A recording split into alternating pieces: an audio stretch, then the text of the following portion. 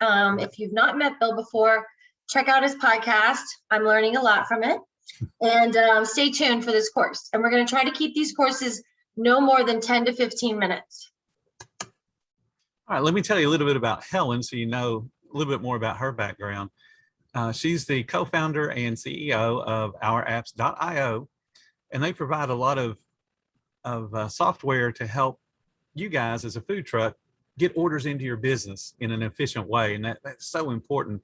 Her background goes straight out of college. She was a part of YouTube City Search. If you know what that is, you know how long she's been doing marketing on the internet. She also has a background where she helped build software for banks and investment firms.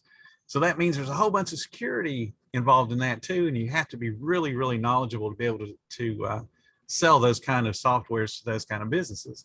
So I think the two of us working together makes a whole lot of sense, because we can really take food trucks out of the Stone Age and not have to handwrite tickets and not have to use a ticket rail and do all that kind of things, and get them to where they're more efficient. And so I think this is a good partnership. Aw, that's so nice.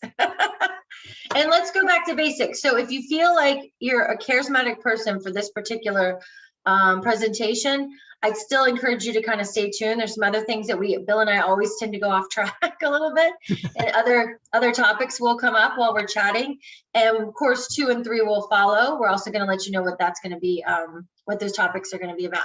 So without further ado, and is our pictures kind of covering the thing? Does it look like on your end? I can move my picture. I'm wondering. So I don't really know where yours is. Okay, I'm putting mine in the top right-hand corner. I just shrunk us a little bit. So today we're going to go back to basics. So basically, my company, when we first started, we realized very quickly we can give technology to businesses and help food trucks by providing them a mobile app, which kind of makes them next level, allows them to earn new customers that they never had before, stay in communication with their customers. But if we don't help them market, then we're really not servicing them at all. So we did have a lot of mobile apps go live, and then they weren't being used. So we immediately started doing trainings, and now Bill and I have partnered up. So some of the things we wanted to talk about today was marketing your business and embracing your imperfections. Like, even since we just started, I must have stuttered 2 or 3 times. And it's one of our first recordings, but I'm going to embrace that, because that's me. I'm genuine, I'm excited, and I'm actually now a little bit more relatable, because if you guys were out there filming your kitchen or showing your customers what's going on in your kitchen, your recipes, you may do the same, and that's okay. So just remember, it's okay to be you, and that's what makes you unique. And so what do you have to add there, Bill? I can give you a critique that my wife always gives me, because she usually sits and listens when I'm talking to folks, or when I'm doing the recordings for my podcast, or even the trainings that I do. And she will tell me that I repeat the same thing over and over. And that's true, because the way that I was taught is you need to say things 3 different ways and to get the point across. So right. I tend to repeat myself a lot. So I just be ready for that. That's just me. But I can tell you the food trucks that Bill's work with are doing very well. So, and they do teach you, in my background in marketing and business development, that you actually have to tell a business owner something 7 times before they actually retain it. So on that note, that's a really good, way to start this off, kick this off. Listen to this 7 times and then you might get it down. So what we talked about, and we're doing it now, is your imperfections is what makes you unique and beautiful.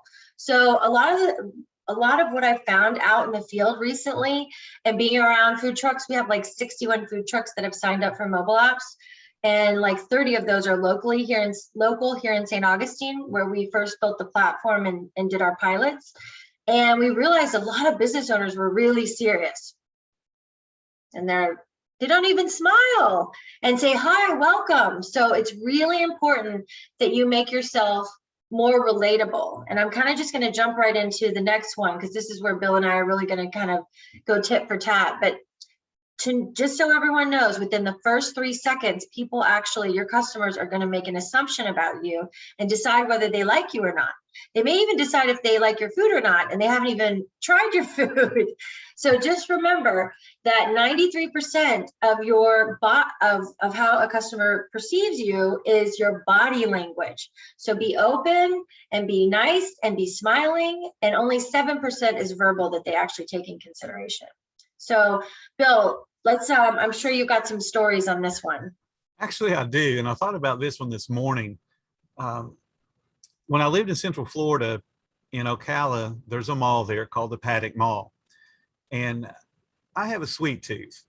So back in the day when I was running restaurants, I'd get dressed for work, put on my name tag and go out. Well, this one particular day, I thought I would get me a milkshake.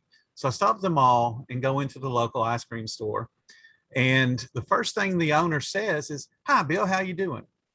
And I'm like, "I don't know you." And then I remembered I'm wearing a name tag, duh. But he remembered my name. And then I noticed after he was making my milkshake, he's calling people that's walking by his shop by name. They didn't even stop in. "Hi, Cindy. Hi, Darren." Everybody he seemed to know. And he sounded enthusiastic with every person he said hello to. And the entire time I lived in Ocala, which was about 7 years, I probably bought 10,000 milkshakes from him just because of the way that he addressed me that very first time. He paid attention to me, and then he remembered my name. So, I mean, that's just what you got to do. And he sounded so sincere every single time you went in there, and he was happy. He could have a line of 8, 10 people working by himself, and he was still enthusiastic as soon as the next person would step up. "Hey, how you doing today?" And if he knew the name, he'd tell them. Yes. And call them by name. So it's so true. Your mood, people hear your mood and it affects your voice. And I know Bill's said this before on some other recordings we've done. Even when you're in a drive-through, and he used to manage big chain restaurants, Bill did, he would tell I remember you said you'd tell your employees to smile because they can see that. Even if you're running your food truck and you're doing a catering gig and someone calls and you're not in a good mood, smile, because it will affect your mood and the way you project your voice. They can literally see you through the phone. So that's a great story. And remember that your daily responsibilities contribute to the outcome of your day. So if you're in a good mood and you say, "I'm going to have a great day today and I'm going to have a prosperous day," then most likely you're going to have a good day. And if you feel like you're an introvert, and you want to be more of an extrovert, that is something that can be learned. And we're going to talk a little bit about that on the next slide. Whoops. Yeah, just a couple more slides here. So one thing you can do is keep your hands in front of you. Do not cross your arms, and own the space around you. Be confident. You can also do this when you're walking. People can actually tell if you exude confidence. So if you feel good about yourself, own your body, people are going to know that you're a confident business owner. The other thing is energy. Your energy is contagious, like Bill was just talking about. Project your voice and try to smile. Definitely, you need to. Sorry, I was just zoning out there for a second. I was going to hand it over to you, and then I decided to smile. That's okay. The thing about your voice and projecting not only what you want your customers to hopefully see, but also how you feel on the inside. Right. If you sound excited about your food, about your business, about the fact that somebody's there in front of you and they're paying you some money, that comes across in everything that you do, because now you get more serious about, "I'm going to make this sandwich a little bit more neat, a little bit more better," than when you, "Oh God, another sandwich to make. I put the mayonnaise on." When you have that kind of an attitude, it does come across in the end result of your product and the way you present it to them. You've got to be excited about every person that comes to your business. It's just that simple. If you're not excited about seeing a new face, no matter how long that line is, you don't really need to be in the customer service industry. No. Because every person that you talk to has the potential to come back and then spend more and more money.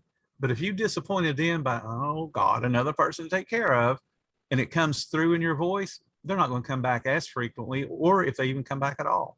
Yeah, and we all have bad days, and that's understandable. Nobody has to be happy 100% of the time.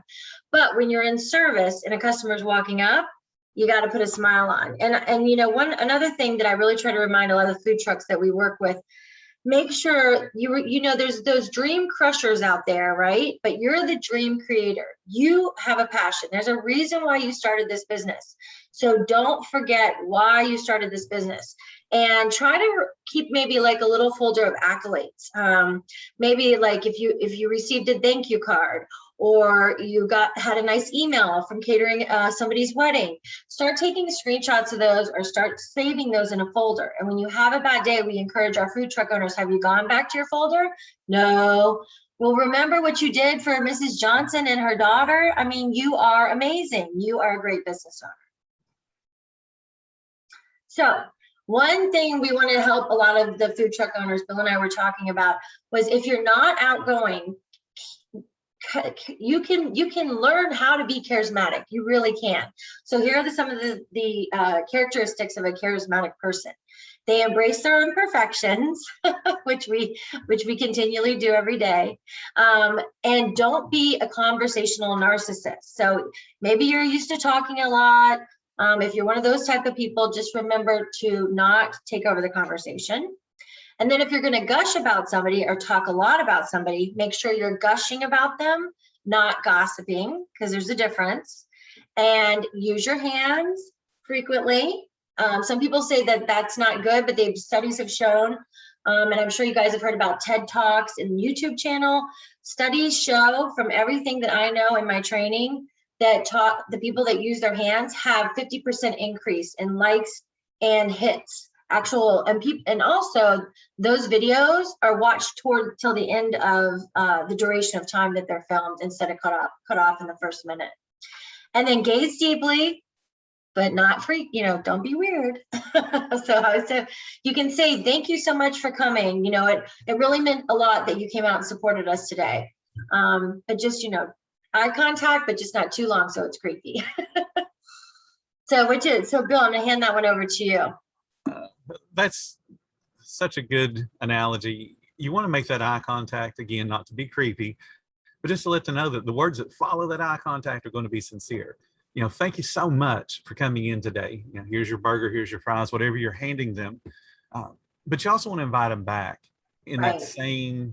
that same moment there, because you're asking them, please come back and patronize my business again. A lot of people don't realize that I have an extremely country accent, and I just take advantage of that. I mean, I'm from Kentucky. I'm from the hills of Kentucky. I used to play on coal mines as a kid. When they built coal mines, they would let the chutes that dump the coal into the trucks collapse rather than actually, reclaim the land like they do nowadays. And we would just play on those, because coal, when it gets wet, is just like snow. It's as slick as it can be. And we would just slide down those chutes. But I embrace the fact that I'm country. So I always just say, y'all come back and see us again. And Yeah. people just find that hilarious, that somebody can sound just like Jed Clampett from the Beverly Hillbillies. I've often thought about wearing a hat just like his. I don't mind that, because it makes me memorable. So they want to come back and see that weird dude that says, y'all come back and see us. I love it. And that's a really good point, going back to one of the slides where you were talking about the business owner that you love to go see every time because he knew your name. I actually did a course on this, and it's about remembering names. It's like a 90% chance. So when you meet someone, you say, Bill, nice to meet you. There's 3 steps. Repeat the name in your head, word associate it, whether I have an Uncle Bill or Bill and Will, try to rhyme it. And then this 3rd step is to repeat it again before they leave. So when the customer's leaving, Bill, thank you so much for coming. So there's a 90% chance, if you say, hi, Bill, how you doing? And you word associate it, that you're going to remember to hit Bill's name when he leaves. And those are the steps. It doesn't seem like a lot, but if you start practicing, you will be shocked how many names that you remember. So hopefully that's like our little tip of the day. And oops. Let me piggyback off of one thing while you're correcting that. A lot of folks nowadays have very unusual names. I mean, mine's easy, Bill. You kind of know what that's going to sound like when you pronounce it, but a lot of folks may not have an easily noticed name. So you ask them, hey, I don't want to mess up your name because it's important to you. I want to get it right. How do you pronounce it? And just the fact that you took that time and they tell you how to pronounce it, you repeat it back a couple more times just to make sure you're actually saying it right, you're more likely to remember that name because you had to learn that particular word and the way they would like it to be pronounced. So it is so important to remember the name and then to get it right. And if you can't get it right just by reading it, hey, I don't want to mess up your name. Please tell me how to pronounce it. I actually even ask sometimes, Bill, I ask them to spell it. Yeah. Because then when they spell it, they sometimes will sound it out for you. Mhm. And also it shows if I forget that they said my name's Bill, that's not a good example. Bill, please spell that. But if it is a name that you can't remember, people will usually spell it and sound it out. I always tell them I failed hooked on phonics. If they know what that is, they just laugh and go, okay, I'll tell you how to say it. I have a learning disability, so if anybody ever sees anything that's like flip-flopped in these presentations I put together, you'll know why. But so next week for course 2, that's it. That's all we have for today. What are your business goals? But most importantly, we're going to talk about what your personal goals are, because there's a reason why you started your food truck, and we want to help you meet not just your business goals, but your personal goals. So we'll see you guys next time. Anything to add, Bill? No, I think that next week's an exciting course. I can't wait to get to it. Okay, y'all come back now, you hear? All right. Is that a good ending? Yeah, I think